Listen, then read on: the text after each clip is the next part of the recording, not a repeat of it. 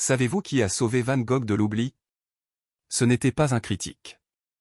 Ce n'était pas un musée. Ce n'était pas un collectionneur millionnaire. C'était une veuve de 28 ans, dans un pays étranger, avec un bébé dans les bras, et plus de 1000 œuvres que tout le monde lui conseillait de détruire. Imaginez que vous vous retrouviez veuve soudainement. À 28 ans. Un bébé nouveau-né. Dans un pays dont vous maîtrisez à peine la langue. Et dans le salon de votre maison, plus de 400 peintures et 700 dessins d'un homme que le monde entier considérait comme un fou. Tel était le dilemme de Johanna van Gogh-Bonger en 1891. La femme qui n'apparaît pas dans les livres d'histoire de l'art. Celle qui n'a jamais recherché les projecteurs. Et la seule raison pour laquelle Vincent van Gogh est aujourd'hui le peintre le plus reconnu au monde. Aujourd'hui, dans Chronique du pinceau, je vous raconte son histoire. En 5 actes. Car sa vie était exactement cela, un chef-d'œuvre que personne ne pouvait voir, jusqu'à ce qu'elle décide de le montrer. Tout commence avec une date qui change tout. Le 27 juillet 1890. Vincent van Gogh se tire une balle dans un champ de blé à Auvers-sur-Oise. Il meurt 2 jours plus tard. Johanna est mariée depuis à peine un an avec Theo van Gogh, le frère de Vincent, son marchand d'art, son confident, l'homme qui pendant des années finança chaque tube de peinture que l'artiste acheta. Le choc pour Theo est dévastateur. Insupportable. 6 mois après le suicide de Vincent, Theo meurt à son tour. Et Johanna se retrouve seule. Veuve. Avec un bébé qu'ils viennent d'appeler Vincent Willem, en hommage à l'oncle. Sans argent suffisant. En France. Entourée d'un héritage que personne ne voulait. Les marchands d'art lui dirent clairement, gardez en 2 ou 3. Le reste débarrassez-vous-en. Les critiques qui daignèrent s'exprimer dirent que c'était les délires d'un malade mental. Et Johanna, qui était une femme sensée, cultivée, traductrice de l'anglais, l'esprit parfaitement clair, décida de n'écouter personne. Johanna fait quelque chose que personne n'attendait. Elle prend ses bagages. Elle prend le bébé.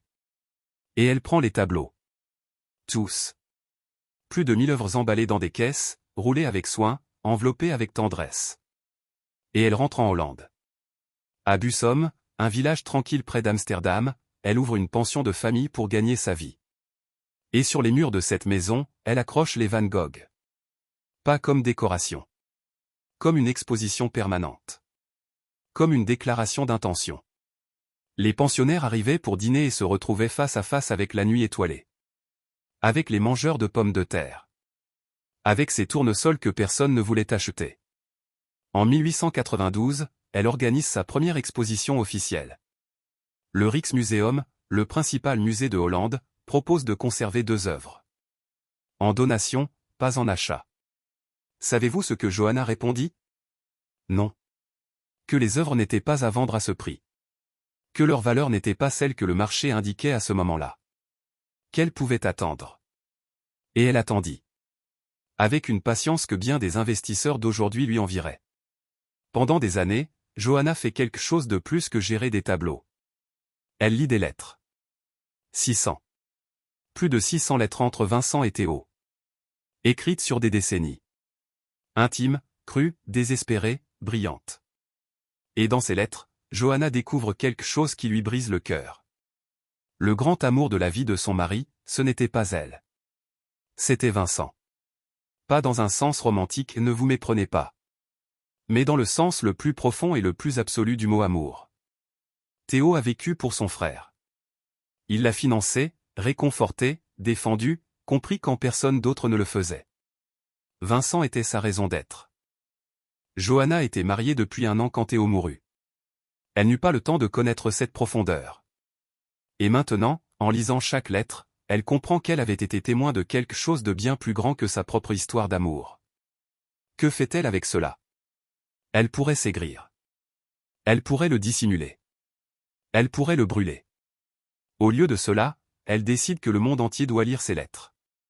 Car c'est là que vit le vrai Vincent. Pas le fou dont on se moque. Pas le malade. Mais le génie qui pensait, qui doutait, qui aimait, qui souffrait avec une lucidité extraordinaire. Et si le monde lit les lettres, il comprendra les tableaux. 1905 Amsterdam. Musée Stedelijk. Johanna organise la plus grande rétrospective jamais montée sur Vincent van Gogh. 480 œuvres. 4 mois d'exposition. 2000 visiteurs dans les premières semaines. Il y a des critiques qui continuent à rire. Des collectionneurs qui ne croient toujours pas. Mais cela n'a plus d'importance. La marée a tourné. De jeunes peintres de toute l'Europe font depuis des années le pèlerinage pour voir les Van Gogh. Les impressionnistes, les fauves, les expressionnistes tous ont regardé Vincent et y ont trouvé la permission de faire ce qu'ils voulaient faire. Ce que Johanna a construit n'était pas seulement un marché. C'était un canon. Elle vendit ce qui était nécessaire pour survivre. Elle fit donc des œuvres clés au musée au moment précis. Elle garda les grandes pièces jusqu'à ce que le prix qu'elle méritait arrive enfin. Une stratégie marketing étudiée aujourd'hui dans les meilleures écoles de commerce du monde, conçue seule, dans une pension de famille, sans formation commerciale, avec un bébé qui dormait dans la chambre d'à côté. 1914 Auvers-sur-Oise. Le même village où Vincent était mort. Johanna prend une décision que personne ne lui a demandé. Que personne n'attendait. Qui dit tout sur qui elle est. Elle fait transférer le corps de Théo d'Utrecht en France. Et l'enterre aux côtés de Vincent. Ensemble. Ensemble enfin. Cette même année, elle publie les 600 lettres. 3 volumes. En néerlandais d'abord. Et puis elle commence à les traduire en anglais, parce qu'elle veut que le monde entier les lise. Johanna Van Gogh Bonger meurt en 1925. Avec les lettres encore à moitié traduites sur sa table. Elle ne s'est jamais arrêtée. Je me demande souvent ce que serait devenu Vincent sans elle. Si ces 1000 œuvres avaient fini dispersées, détruites, perdues dans le temps comme celles de tant d'autres artistes qui n'eurent jamais personne pour croire en eux. Et je pense que l'art a besoin de 2 types de personnes pour survivre. Celui qui le crée. Et celui qui le protège. Vincent était le génie. Johanna était la gardienne. Et sans gardienne, il n'y a pas de legs. En tant que peintre, je comprends quelque chose de ce que Johanna a vécu. Pas à son échelle, bien sûr. Mais je sais ce que c'est de croire en une œuvre quand personne d'autre ne peut encore la voir. C'est pourquoi cette histoire me touche si profondément. Si cette histoire vous a ému, abonnez-vous. Ici, dans Chronique du Pinceau, nous continuons à mettre en lumière les personnes qui ont changé l'art, et que l'histoire officielle a préféré oublier. Et si vous connaissez quelqu'un qui aime Van Gogh et soyons honnêtes, qui ne le connaît pas, partagez cette vidéo avec cette personne.